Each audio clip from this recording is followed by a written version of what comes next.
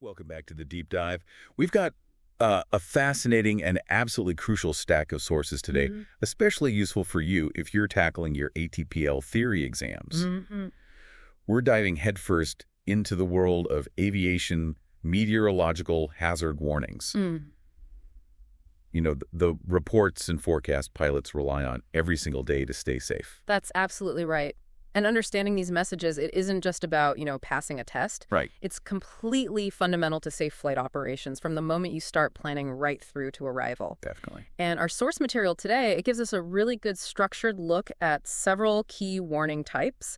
And what's great is it presents some specific examples and questions. Okay, so practical examples. Exactly, which will be our roadmap for this deep dive. It really helps us focus on those practical interpretation skills you absolutely need. Okay, good. Let's unpack this then. Our mission today is to pull out the most important nuggets from this material. We'll focus on the kinds of details you'll need to interpret these reports accurately, just like you would in a real flight scenario or, yes, on that exam. We'll be focusing heavily on SIGMETs first. They're critical for en route flight. They really are.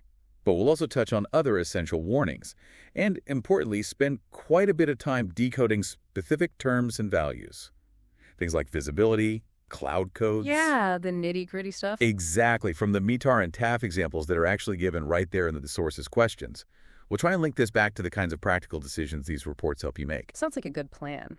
So our source begins by sort of laying out the landscape of aviation weather warnings.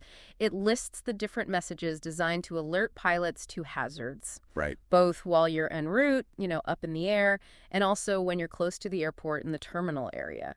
During arrival, departure, ground operations, that kind of thing. So it's not just one single type of weather alert that covers everything. It sounds like there are specific messages for maybe different phases of flight or locations. Exactly right.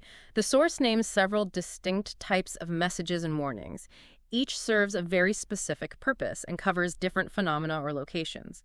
It's a structured system. Okay. The types listed are Aerodrome Warnings, Windshear Warnings, SIGMETs, Volcanic Ash Advisory Messages, and Tropical Cyclone Warning Messages. Wow, quite a list. Yeah, you can think of them as sort of a layered safety net, right? Targeting different scales of weather and different operational environments. That makes a lot of sense. A system designed to make sure pilots get the right information at the right time, tailored to where they are. Precisely. Whether that's dealing with conditions right there on the runway or needing to know about severe weather, hundreds of miles away along the route. Exactly. They're all crucial components of the full weather briefing picture that you need to put together before you even think about departing. And keep updated on during the flight, of course. Right. So let's start with one that's particularly critical for high altitude en route flight. It covers potentially very large areas, SIGMETs. All right, SIGMETs. The source material gives us quite a bit of detail on these, and they seem really important. What are they all about? How do they fit into this warning system? Okay, so SIGMETs are specifically warnings about significant weather hazards. That's the key word.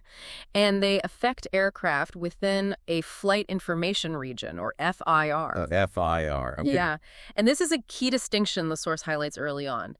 They are not issued for hazards that are only happening right at the airport. Oh, okay. Their scope is regional. They can cover huge areas of airspace within that FIR. Okay, so if I'm flying, say, across a few countries, I'd be checking the SIGMETs for each FIR I pass through to see what significant weather might be lurking along my route. Yes, exactly that. Or potentially affecting large areas that aircraft might need to transit through, even if it's not directly on your planned track. Gotcha. They're issued by the Meteorological Watch Office that's responsible for that FIR, and they issue them when these hazardous conditions are either forecast to develop or sometimes when they've actually been observed. Observed, like by other pilots. Often, yes. Reported by aircraft already flying in the area. It's a bit of a feedback loop sometimes.